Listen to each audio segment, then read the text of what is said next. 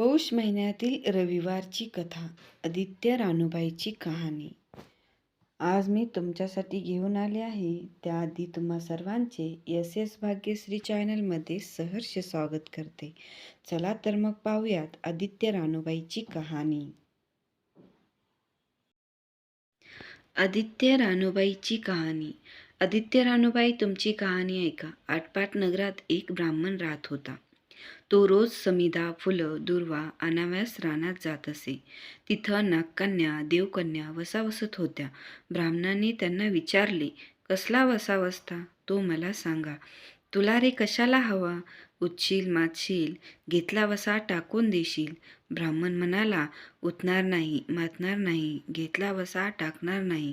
तेव्हा त्या म्हणाल्या, श्रावण मासी पहिल्या आदितवारी न बोलता उठावं, सचील वस्त्रासहित स्नान करून अग्रोदक पाणी आणावं, विड्याच्या पानावर रक्तचंदनाची आदित्य रानूबाई काढावी, 6 रेघांचं मंडळ करावं, 6 सुतांचा तातू करावा, त्या 6 गाठी द्याव्यात, पानफूल व्हावं, पूजा करावी, पानांचा विडा, फुलांचा झेला, दशांगाचा धूप, गुळ खोबऱ्याचा नैवेद्य दाखवावा, 6 मास चाळावी, 6 मास पाळावी, माघी रथसप्तमी संपूर्ण करावं, संपूर्णास गुळाच्या पोळ्या, बोरण्याची खीर, लोणकढं तूप मेहून जेवू सांगावं, असेल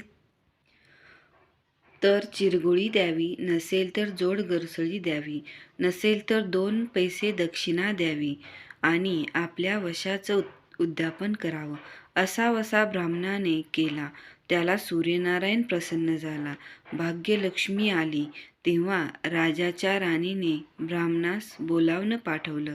ब्राह्मण खूप घाबरला, थरथर कापू लागला.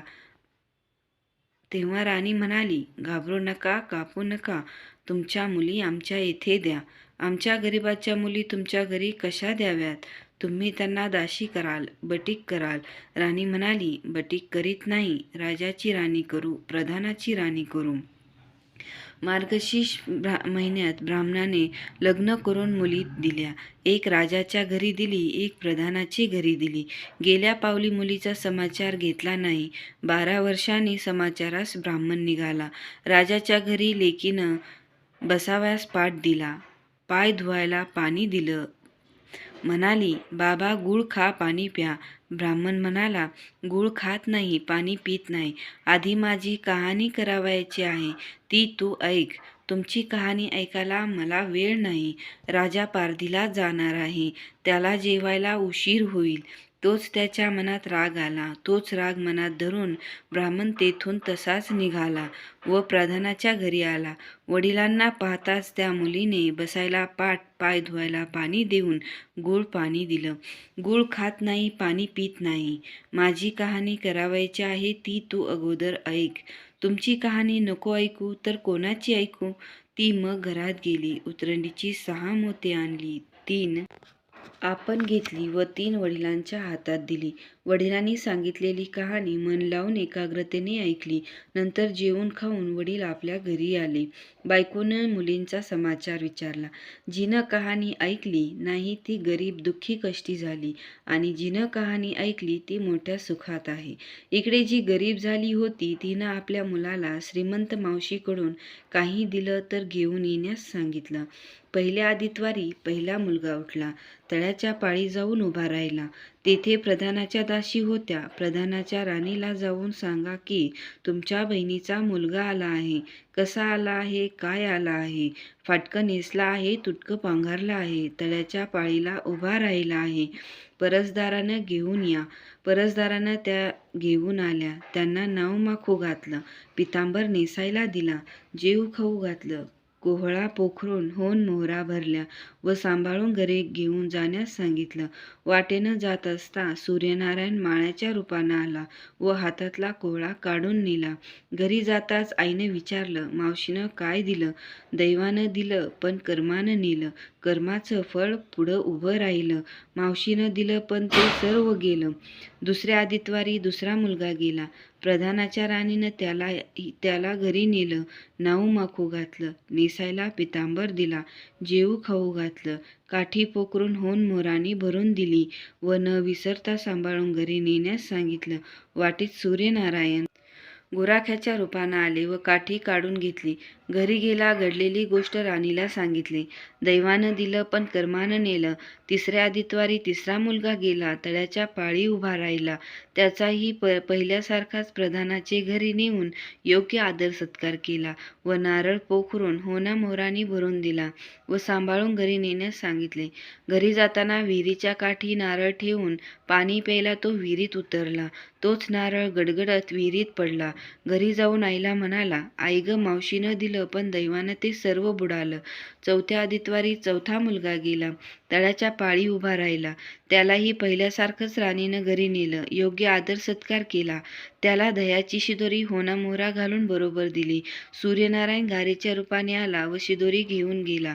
घरी येऊन आईला सांगितलं, आई, मावशीनं दिलं पण दैवानं ते सर्व नेलं. पाचव्या आदित्यवारी आफण उठली. तळ्याच्या काठी उभी राहिली. दासीने तिचा निरोप तिच्या बहिणीला सांगितला. बहिणीनं तिलाही परसदारानं घरी नेलं. नाऊ माखू घातलं. साडी चोळी नेसायला दिली. प्रधानाची राणी आदित्यवाराची कहाणी करू लागली. काय वसा करतेस ते मला सांग. बहीण म्हणाली, वडिलांची कहाणी ऐकली नाहीस म्हणून तुला दारिद्र्य आलं. राजाच्या राणीनं यावर उपाय विचारला तेव्हा तिनं वसा सांगितला. ती बहिणीच्या घरी राहिली. श्रावणात सांगितल्याप्रमाणे सूर्यनारायणची पूजा केली. इकडे राजाला भाग्य आलं. राजानं छत्र चामर देऊन बोलावणं केलं. राजा येताच ती घरी आली. घरी जायला निघाली. एकमेकींना बहिणीने आहेर केले. वाटेने निघाली. पहिल्या मजले स्वयंपाक केला. राजाला वाढलं, मुलांना वाढलं. आपलं पान वाढून घेतलं. तोच कहाणीची आठवण झाली. हाकारा केला. डांगोरा पिटला.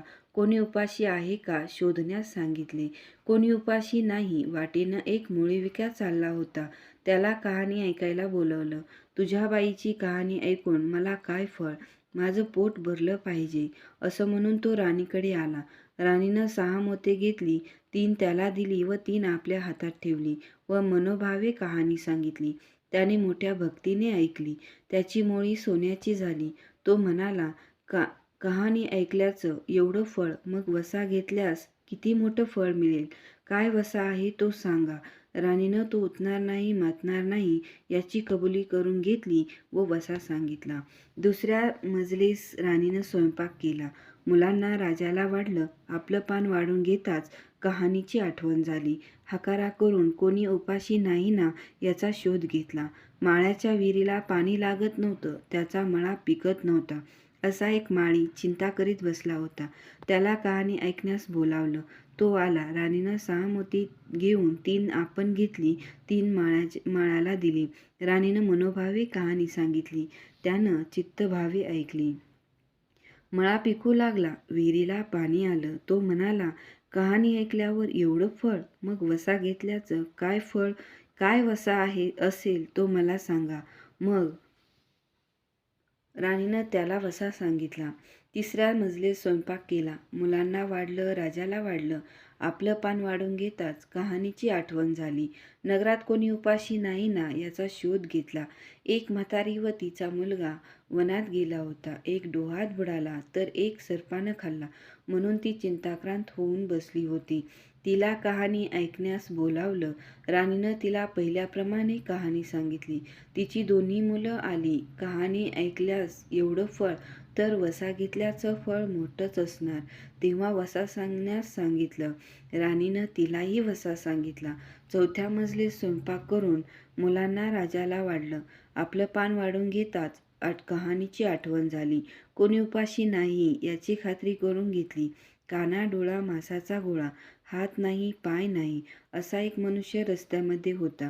त्याच्या अंगावर तांब्याभर पाणी ओतलं. पालथा होता तो उताना केला. 6 मोती होती. 3 मोती त्याच्या बिंबीवर ठेवली व 3 मोती आपण घेतली. राणीनं सांगितलेली कहाणी त्याने ऐकली. त्याला हातपाय आले. देह दिव्य झाला. त्यानेही राणीस वसा विचारताच राणीने त्यास वसा सांगितला. 5व्या मुक्कामास घरी स्वयंपाक केला. सूर्यनारायण जेवायला आले. 7 दरवाजे उघडले. लोह गंगाळ पाणी तापवलं. षडस अन्न पक्वान जेवायला केली. सूर्यनारायण भोजनास बसले. त्यांना पहिल्या घासाला केस लागला. ते रागावले. राजाच्या राणीला 12 वर्ष दारिद्र्य आलं होतं. तिनं आदित्यवारी वळचणीखाली बसून केस विंचरले. काळं चवाळं डोईचा केस, वळचणीची काडी डाव्या खांद्यावरून टाकून दे. राजाच्या राणीला सूर्यनारायणचा कोप झाला. तसा कोणाला होऊ नये. ब्राह्मणाला, मोळीविक्याला, राजाच्या राणीला, माळ्याला, म्हातारीला, कानाडोळा, मांसाचा गोळा, सर्वांना सूर्यनारायण जसा प्रसन्न झाला तसा तुम्हा आम्हा हो. ही 60 उतराची कहाणी 5 उतरली सफल संपूर्ण.